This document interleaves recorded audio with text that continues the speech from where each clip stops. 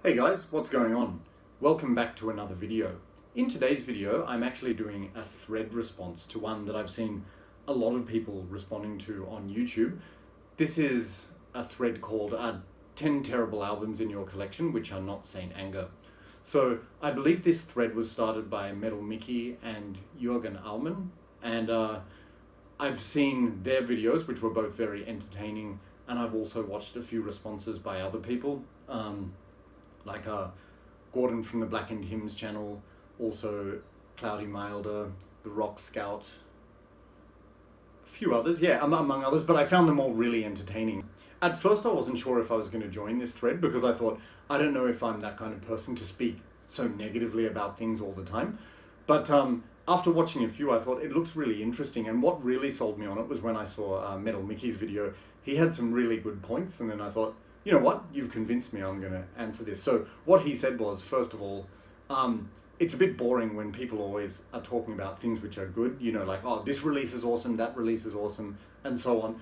And I agree. And apart from that, also the fact that people have different opinions, that's not a bad thing. So as I've mentioned before in ranking discographies videos, your opinion is like my opinion about something. That's not the law, and people are entitled to agree with it or disagree. It doesn't matter. So I think it's good to just hear different people's opinions on albums, and yeah, on that note, you know, I don't think people should get too sensitive about it or take it too personally. Like, people either like something or they don't. So anyway, I thought I'd jump on board with this, and when I went through my collection, it was actually harder than I thought to find 10 bad albums, because I usually don't hang on to stuff which I don't like, except then I thought there are some where I just thought, yeah, definitely, yeah, it's not my thing and I hardly ever listen to these albums. That's how I chose them, based on the frequency of listening to them, which is pretty much never. So anyway, I'll stop babbling and we'll just get straight into it.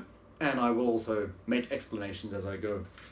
Okay, so of these 10 releases, 8 are metal and 2 are non-metal. I hope that doesn't matter. So, first one I have, this is Al-Waha Din with the Third Power of Alfta. So if you've been watching my channel for a while, you'll know that I've spoken about this release before, in one of my earliest videos actually. So this is not a metal album, it was a blind buy I made many years ago. It's kind of dark ambient music, which has a ritualistic edge. And I do like a lot of dark ambient music, like Neptune Towers or Aghast, you know, like it has to sound right, but it's such a diverse genre, like some of it, you know, I just don't get. And this is one of those albums. So this one, there's a lot of white noise in it. There's a lot of industrial and techno elements. And I'm not against that per se, but it's just like, I just find this, it's a grating, uncomfortable listen, and it does absolutely nothing for me. I think I've listened to this less than 5 times in my life. So I will probably end up giving this away to someone who actually wants it. I mean, I don't want to sound like I'm palming off stuff I don't want, but, you know, someone else might as well have it. It's not really up my alley, but yeah, if you like dark ambient, it might be for you. But that's Al-Waha Din, the Third Power of Alfta. Okay, so coming up to the next one, Deicide with In Torment in Hell. Now, first of all, I'll just make it clear that if you know me, you'll understand this. I am a big fan of Deicide. Old and new stuff, like most of their albums are really good. This one is just not. So you might have heard me mention in a previous video that when Deicide were trying to finish, they were rushing to finish their contract with Roadrunner Records. They released 2 bad albums, and by the band's own admission, like I said, Glenn Benton said in an interview, it was the album before this one, which was Incinerate Him, and this one he described in his own words as fucking crap, quote unquote. Now, I wouldn't go so far as saying that this one is fucking crap, but it is my least favorite of the albums. The production is really bad. It's like really muddy and unclear, and you can tell there's a lack of effort put into the songs they wrote here. Like that first song, In Torment in Hell, like the opening lines, there was like, liar of a priest, what do you want from me? He sounds tired and bored when he's saying that line. And yeah, like there's some moments, I do like some songs, as I've mentioned before, like certain moments on the tracks are Child of God, Let It Be Done, and Lurking Among Us. That's 3 out of 8, and with those 3 tracks I'm being generous. Like, they sound okay but not great. So this album is obviously just a rush job, uninspired, bad production, nothing memorable. I hardly ever listen to it. So Deicide, In Torment in Hell. But as I mentioned, I am a huge fan of the band, just not this album. Okay, up next, easy choice here.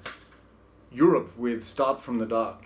So yeah, Start From The Dark. So this is a band that gets a bad rap from a lot of metal fans, I suppose, because they're considered like sort of like a glammy hair metal band or whatever, but you know, I have no shame in liking this band. I do like a lot of their albums, like The Final Countdown is a classic, Wings of Tomorrow, and a lot of their later 80s stuff, but this one came out 2004, and actually on that topic, even some of their newer albums, I do like the material on that, but this album, it just doesn't do it for me again. It just sounds tired and uninspired to me anyway. So again, as with is the case with all of these albums, if you disagree, that's fine, don't be sensitive about it, it's just how I feel. But yeah, I bought this one. I had heard one song, which was Got to Have Faith. That's the opening track. That is a good song, as well as the title track, Start From The Dark. Yeah, those songs are, again, good but not great, but the rest of the album, like, just forgettable to me. There was another song, Sucker. It's alright, but again, you know, when you're saying like 3 out of the 10 or 12 tracks are just okay, not a good album. So I have a lot of respect for this band, but I just did not like this album. So that's Europe with Start From The Dark. Okay, coming up to the next one. Gamma Ray with To The Metal. It's interesting, in the Rock Scout, Scott's video, he also chose this album. And it's quite funny, this is one of those albums where I feel like I've maybe convinced myself that it's a good album. I go, oh yeah, like it's power metal, it's German heavy metal, it's good, yeah, I like it. It features Michael Kiske from Halloween on vocals on one of the tracks, and also contains former Halloween members. I'm a fan of Halloween. But yeah, when I saw Scott's assessment of this, I thought, you know what, actually he's right. And I'm not easily convinced, but he described this album as generic and nothing special, and to be honest, I agree with that. Now, the first 4 tracks I do like, so Empathy, All You Need to Know, Time to Live, like they're reminiscent of that old Halloween sound, but maybe not as good. And then To The Metal is a pretty good song as well, except a bit sort of cliched and generic, but then the rest of the album, it's okay, but you know, nothing greatly memorable to me. And yeah, as I said, I used to convince myself that this was a good album, but really it's very average to me. So yeah, no offense, but this one, not for me. Gamma Ray with To The Metal. Okay, next one. This was an easy choice as well. Gene Simmons with Asshole. So this is his solo album from early 2000s, I think 2006 or something. So let me just qualify my opinions here. So you know, most people who know me will know that Kiss are my all-time favorite band, and I think Gene Simmons is a very talented musician, bass player, songwriter, and vocalist. Yes, yes, yes, but I just don't like this album. I don't know, like, you know, the Kiss 1978 solo albums, his was also my least favorite of those. Most people said that Peter's was their least favorite, but I actually like Peter's. It's different. But Gene's 1978 solo album, it had a cast of thousands, and he was doing all these pop songs, and it was just, no, not for me. But that's even better than this one. Like, this one, I just don't like it at all. Well, to be fair, there are a couple of good tracks. Like the opening track, Sweet and Dirty Love, that's sort of reminiscent of the sort of sleazy 70s Kiss sound, and it is a pretty good rocking song. Also track 2, he does a cover of The Prodigy's Firestarter. Like, really, what's the point, I suppose? But then again, it's his album, he can do it. That cover is not bad, I have to admit. Yeah, it's actually quite a fun cover. But then after that, the album just goes downhill. Especially the title track, Asshole, I can't stand it. Like, the lyrics, the music, terrible to me. And I think I was listening to it just with all of these albums to confirm my opinions of them. I got up to track 7, Now That You're Gone, or track 8, whatever turns you on. I can't remember which one it was. I think it's Now That You're Gone, but I just went, oh God, I've got to turn this off. I can't stand it. It's horrible. So like, you know that when you can't even sit through an entire album, that's a terrible album to you. So yes, have a lot of respect for Gene Simmons and Kiss, but I just don't like this solo album. And I think that that's the case with a lot of solo albums. They can be self-indulgent or not as good as when they're, you know, all of the parts of the mechanism together. But anyway, yeah, Gene Simmons, Arsehole. All right. Coming up next. Okay, so the next one may piss a lot of people off. So as I said, it's just my opinion, so if you disagree with me, that's fine. Wait for it. Halloween with Keeper of the Seven Keys Part 2. I can already hear the typewriters click, click, click, click, click. But don't take it personally. Yes, I mentioned before, I'm a Halloween fan. I really like Halloween. Keeper of the Seven Keys Part 1, in my opinion, is a legendary album. Just like 10 out of 10, that album. From beginning to end, I just love it.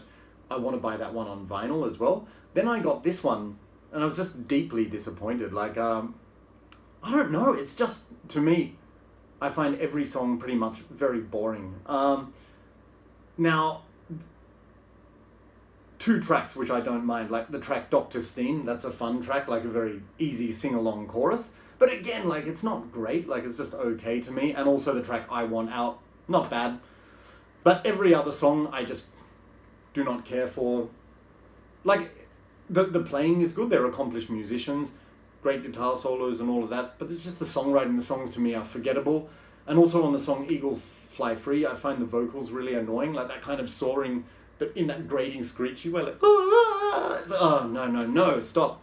So, yeah, with the exception of 2 tracks which are just okay, this album is just totally forgettable to me. And it's so funny because this one and Part 1 are held in high regard, but to me they're just worlds apart. Like, 1 is a classic, this one for me, just not good at all, so easily forgettable. So again, if you disagree, that's fine. Yeah, don't take it personally, but Halloween with Keeper of the Seven Keys Part 2. Right, now the next one, very easy choice. Kind of an embarrassment that I own this one, actually. But here we go. Him with And Love Said No, which is the greatest hits from 1997 to 2004. Okay, so some people might be saying, what the hell, why do you even own this? Good question. Years and years ago, a couple of my ex-girlfriends actually were really into this band. And you know how you have that music invokes that power of nostalgia and association. Like, it brings back memories, or you associate it with, you know, the time you spend with a person and everything like that. So when I bought this, it was on sale at JB Hi-Fi, $10 brand new, and I thought, yeah, why not? And it was because at that time I was spending with my girlfriend, she was a really big fan of this band, and like I sort of got drawn into it, I suppose, because I was around it and exposed to it. And yeah, didn't mind it at the time, but I think it was mostly for nostalgia and association. Now I just can't stand this music at all. Like, first of all, I think that the whole concept of, you know, they call it love metal, that is so contrived, and I think it's a bit lame. Now some people might say, oh, what about death metal? Like, every song is about death. And it's like, yeah, that's true, and I love death metal, but it's just better. Like, there's like every single song being a love song, it just gets tired and boring pretty easily, and it's like a little bit whiny to me.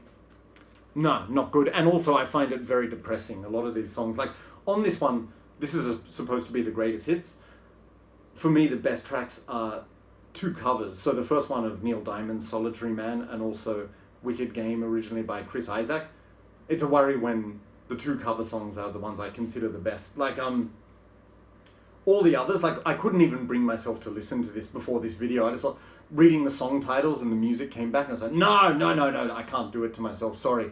Just highly depressing and, oh, dull. No, not at all. I can't stand it. And also, like, some of the lyrics are just so emo and pathetic. Like, that song Join Me, you know, it's just so incredibly fucking lame. Like, oh, I love you, you love me, so this world is too hard, let's kill ourselves together in love. Fucking pathetic and like so irresponsible. You know, like considering there's a lot of young listeners of this music, just sending out the wrong message, in my opinion. And it's such a weak attitude. So it's very sort of emo and in attitude and not cool, in my opinion. And a lot of songs are just whiny and sleepy, and they just drag on. So I know, again, remember, it's all about opinion. So some people really like this band, don't take offense, but just to me, I can't stand it at all. And as I said, I haven't listened to this in years and years, and I don't think I'll ever listen to it again. I mean, if someone put a gun to my head, okay, but like, I'm never going, yeah, I'd like to listen to some Him. So yeah. Yeah, the message in some of the songs and also the music, to me, is utter shite. So yeah, Him with And Love Said No. Not missed at all. Okay, now the next one, I know people are inclined to agree with me about this one. This is Morbid Angel with Ilvid Divinum Insanus, however you pronounce it, doesn't matter because the album is pretty insignificant to me. Now, again, I'm a really big fan of Morbid Angel. I do like them, of course, like legendary band in the genre, but this is the album that I think most people dislike, so no surprises there. This is the one where they started mixing their music with like techno and industrial elements, and again, like I said, I'm not against that music per se, but just with this band, it's a bad mix, and some of those songs are annoying. Like the song Too Extreme, it sounds like a hardcore techno song, and like of all the genres of electronic music, I can't stand hardcore, or especially happy hardcore. But like, yeah, it's grating to listen to that song. Also, the song Radical, fucking terrible in my opinion. Like, I just can't stand it, and I'm sure most people agree there. Now, having said that, the songs where it's actually death metal, there are some good moments, and I think it was it Timothy Young who played drums on this? He does a brilliant job with the drumming. It's very talented playing. Two songs I actually like, Blades for Bale and I Am Morbid, which is a very catchy song, but that's 2 out of 11 tracks. The rest is just terrible to me and I can't stand it. So yeah, this one, I think a lot of people would agree, but maybe not. Okay, so coming up to the next one. I have mentioned Kiss already, and I've mentioned that they're my favourite band, but this would come in within my list of terrible albums. This is Kiss with The Elder. So again, this is probably a popular choice of Kiss albums that people dislike. This was the one that came out in 1981. Basically, they had gone through a couple of lineup changes. Like Peter Criss had already left the band, and then they brought some demos to their producer Bob Ezrin, like Nowhere to Run and I can't remember the other song, which were really good rocking songs, and he just discarded them and said, no, what you should do is write a rock opera album. Wrong. So, such a bad decision. But anyway, they followed him, and it was quite funny. I found out years later he admitted he was responsible, Bob Ezrin, for this album. He was going through some drug and intoxication problems at the time, which clouded his judgment. Certainly shows on this album. So, it's a rock opera album. It was supposed to be the soundtrack for a movie which never came to fruition, and it just sounds very pompous and pretentious and overblown. Like, I think it was the band trying to pander to the critics and say, hey, we are artistic people. Because, a lot of critics wrote Kiss off as just like sort of rabble music, even though that was the appeal about it. But they tried to be artistic, and it just didn't work on this album. Like, as I said, it sounds very pompous and overblown. Like some songs, it's cringeworthy. Now, again, I'm not slagging off the band, they're my favourite band, but even the band themselves don't have nice things to say about this album. Like Paul Stanley, Ace Frehley, he basically quit the band over this album. Good old Ace, because he wanted to stick to the rock and roll roots, but it was Paul and Gene who were pushing for this album. Poor old Eric Carr, who was a brilliant drummer, and he was a rock and roll metal guy. This was his first official album with the band, he must have felt bad too. But yeah, anyway, they made it. Now, there are some moments on this album which I do enjoy. Like, there are a few good songs, like, A World Without Heroes, sung by Gene, that's a good ballad. Also, The Oath, sung by Paul, great, like, gallop to that song, I really do enjoy it. Mr. Blackwell, which is another Gene song, that's great. And the only Ace Frehley song on this album, Dark Light, which he co-wrote with Lou Reed, those 4 songs are great. So, A World Without Heroes, The Oath, Mr. Blackwell, and Dark Light. The rest, I just can't stand. Like, Just a Boy, songs like that, and Under the Rose, just so pretentious sounding. And then the track I really can't stand is the last one, that song like, I Believe in Me. It's like, obviously a radio-friendly song, like, written, one of those annoyingly catchy songs. Like, yes, it sticks in your head, but not in a good way. So, yes, not a total train wreck, but the majority is. But I do like 4 songs on this. And, like, the musicianship is good, just the songs aren't. And, like, Eric Carr's drumming is great. But, yeah, my least favourite Kiss album, that's The Elder. Okay, now the last one. This has been sitting in the background. I've saved the biggest doozy for last. Okay, ready for this? The best of Peter, Paul and Mary. So, some people are probably thinking, what the hell are you doing owning this? Good question. When I first bought a record player when I was in Thailand, living in Thailand, I bought the stereo system from this guy at a second-hand market, all the speakers, and he said, here, take this for you, like as in the first record for your collection so you can test listen. I said, oh, thanks a lot. I knew I wasn't going to be into it, and that was confirmed when I heard it, but it was nice of him to give me a testing record. So this band sort of sings like whiny folk music, like very depressing. I find all the songs depressing on this. Like some of the songs, see if I can get access to the song titles. Like some of the songs are Puff the Magic Dragon. Yes, the one you're familiar with, Puff the Magic Dragon, and also Blowing in the Wind. Those songs are just both so highly depressing I can't stand to listen to them, and the rest of the album is in the same vein. So this band, I think they were sort of like those harmony folk singers, but not for me. I don't want to listen to music which makes me properly depressed. Like, yes, I like depressive black metal, that's different because there's some kind of dark atmosphere, but with this, no, it's sort of like music to slit your wrists to.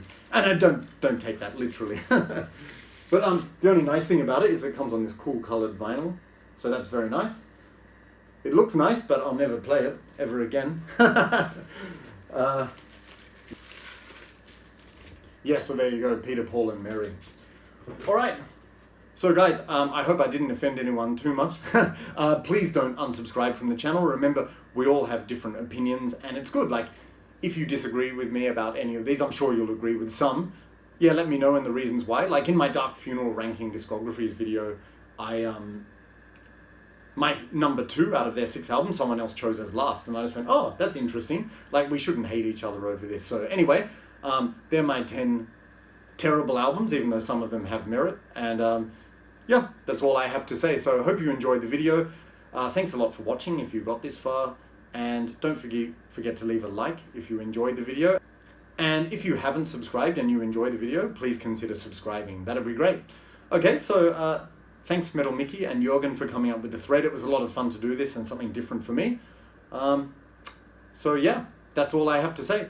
Take care, and I'll see you in the next video, guys. Cheers.